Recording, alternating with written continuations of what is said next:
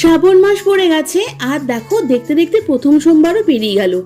আমি প্রথম সোমবারে যেটা খেয়েছিলাম তার রেসিপি তোমাদের সঙ্গে নিয়ে চলে আসলাম শেয়ার করতে।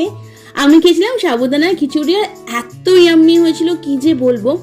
আমি বড়দা সাবুদানা খেতে ভীষণ ভালোবাসি, সেই কারণে 3 ঘন্টার মতো বড় সাবুদানাকে ভিজিয়ে রেখে তার জল ঝরিয়ে নিলাম।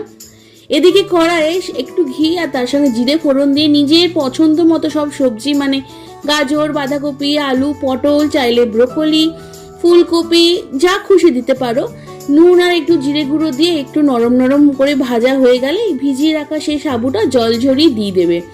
সাবুটা যখন একটু ট্রান্সপারেন্ট হয়ে যাবে বাস একটু ভাজা মশলা দিয়ে দেবে। ভাজা মশলা মানে হচ্ছে ধনে, জিরে আর শুকনো লঙ্কা শুকনো খোলায় নেড়ে একটু মিক্সিতে গুঁড়ো করে নিলেই তৈরি। যদি চটপাটা খেতে চাও এর সঙ্গে কিন্তু লেবুর রস মিক্স করতে ভুলো না, আর ধনেপাতার ফ্লেভারটাও কিন্তু দারুণ লাগে।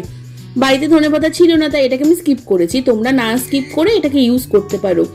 সাথে নিয়েছিলাম 2টো বেগুন ভাজা, তার সাথে 4টে পটল ভাজা। বিশ্বাস করো এত ইয়াম্মি খেতে একটা সাবুর খিচুড়ি, অবশ্যই ট্রাই করো আর জানিও।